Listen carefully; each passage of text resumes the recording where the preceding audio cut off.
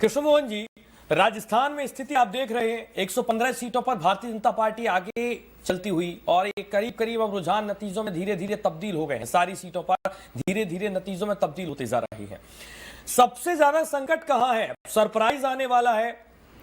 1 से 2 दिन में करीब स्थिति स्पष्ट करनी होगी, मीडिया का दबाव होगा, लोग पूछेंगे आपका नेता कौन, मुख्यमंत्री कौन। मध्य प्रदेश में जो संकट बना हुआ है, क्या वही राजस्थान में होगा, क्या वही छत्तीसगढ़ में होगा? क्योंकि अब mind makeup Bharatiya Janata party को करना होगा। आपके पास लंबी फौज है, प्रहलाद सिंह पटेल है, नरेंद्र सिंह तोमर है, नरोत्तम मिश्रा है, कैलाश विजयवर्गीय है, और यही स्थिति राजस्थान में भी है। राजवर्धन राठौर है, इसके अलावा वहां पर वसुंधरा राजे हैं, तमाम दूसरे केंद्रीय मंत्रियों को भी वहां मैदान में उतारा गया है। बड़े चेहरे वहां पर भी राजस्थान में उतारे गए हैं। तो सबसे ज्यादा संकट कहां है सीएम चेहरे पर? मध्य प्रदेश या छत्तीसगढ़ या फिर राजस्थान?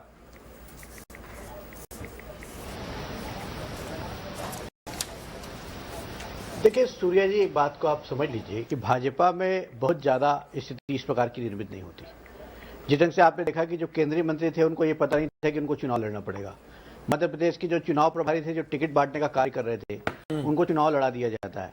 तो ये आप इससे बिल्कुल निश्चिंत रहिए कि भाजपा और जो कि भाजपा के साथ संघ का जुड़ाव है, और योगेश जी ने बिल्कुल क्लियर कहा हुआ है कि जो ऊपर बैठे लोग ही तय करेंगे कि कौन चेहरा होगा प्रदेश का, उसको मुख्यमंत्री का दायित्व मिलेगा, और सब स्वीकार करते हुए उस चीज को जाएंगे। तो ये विषय नहीं है, लेकिन विषय इस बात का है कि जो परिस्थितियां पूरे देश में निर्मित हुई, खासतौर पर 5 राज्यों को देश का सेमीफाइनल माना जा रहा था, क्योंकि 24 में लोकसभा चुनाव है, और ऐसे में मोदी का जादू सर चढ़ करके लोगों को बोला।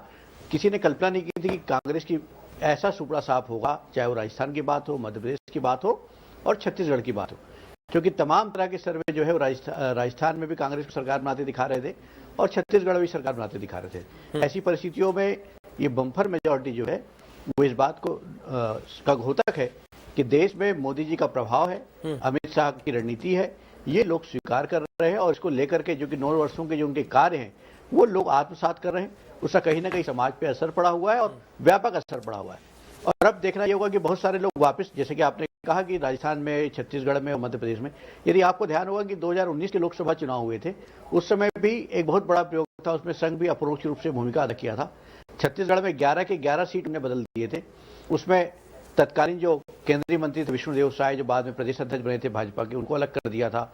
रमन सिंह के बेटे को अलग कर दिया था। ऐसे बहुत सारे और चेहरे थे जिनको चुनाव लड़ने का मौका नहीं मिला, एकदम नए चेहरे ला दिए गए थे। इसी तरह इस पर आप देखिए कि 50 से 60 दिन पहले जो है टिकट डिक्लेयर हो गया था। टिकट जब डिक्लेयर किया गया तो ऐसे नए चेहरे जो थे, जो भाजपा के सदस्य भी नहीं थे, और उनको लास्ट मोमेंट में इस्तीफा दिला करके लाए गए। ऐसे में कुछ जज लोग थे, कुछ डॉक्टर थे, कुछ प्रोफेसर थे। तो ये जो प्रयोग रहा है, ये केंद्र में बैठे लोगों ने किया और संघ ने बहुत प्रयोग किया है।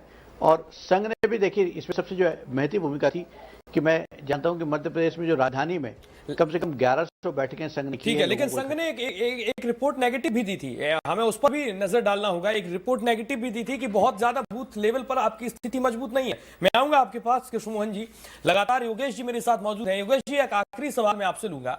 चुनाव आपने बहुत करीब से देखा, लगातार